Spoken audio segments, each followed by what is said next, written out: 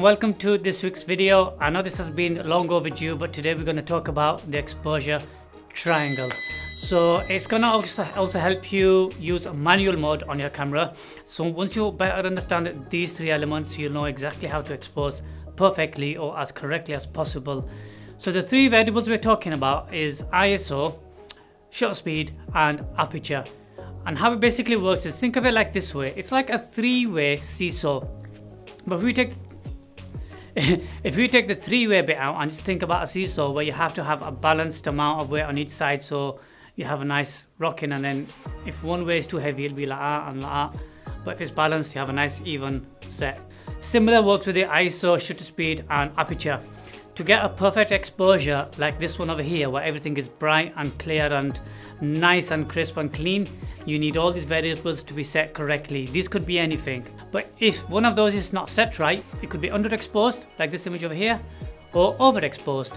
And again, it only takes one of these for your image to be over or underexposed. So let's have a look at how we can actually get this correctly exposed. So there's three elements that I said we talk about: ISO, shutter speed and aperture. So the first element we're going to talk about is the aperture. Now the aperture talks about the opening and the closing of the lens, which enables the light to come in through the lens or to the sensor. How it basically works is, you may have heard of lens coming down from f-stops, like from f2.8 all the way up to f20, f22. What it basically refers to is, the higher the number, the smaller the opening of the lens. The lower the number, the larger the opening of the lens. So an f2.8 will have an opening of the lens of maybe that big. An f22, which is a higher number, will have an opening of a lens which will be absolutely tiny. Now what that's basically is doing is letting more or less light into the lens. So that's fine. It doesn't matter which one you decide to have. We just got to balance the rest of them so the exposure comes correctly. The second variable we're going to have a look at now is shutter speed. Shutter speed refers to how long we're going to let the light reach the sensor for. So we're talking about speed and time. A shutter speed of 1/10 of a second means just that, so we're talking a fraction of a second. It still is fairly fast, but not as fast.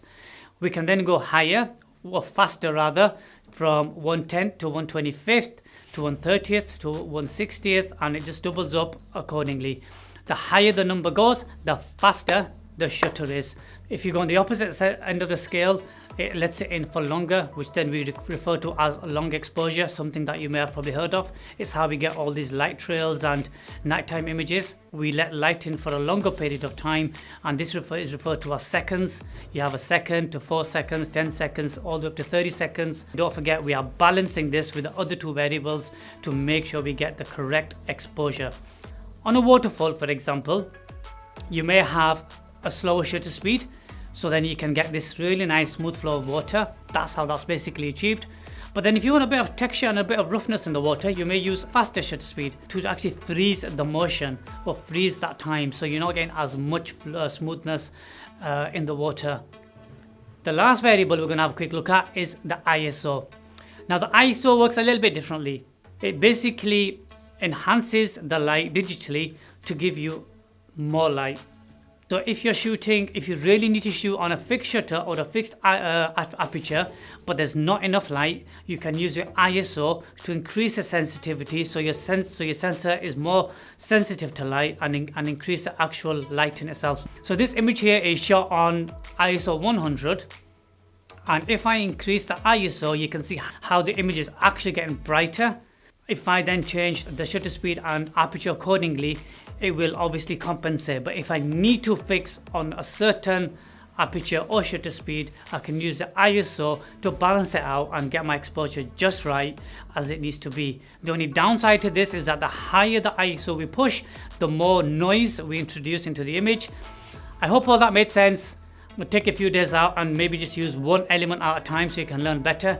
Use your aperture and then try introducing your shutter speed, and then try introducing your ISO so you can have different effects, and then combine them all. You're not going to know all of this overnight straight away. It will take time, but please do take your time. Tune in next week and we'll actually talk more detail about each one of these elements.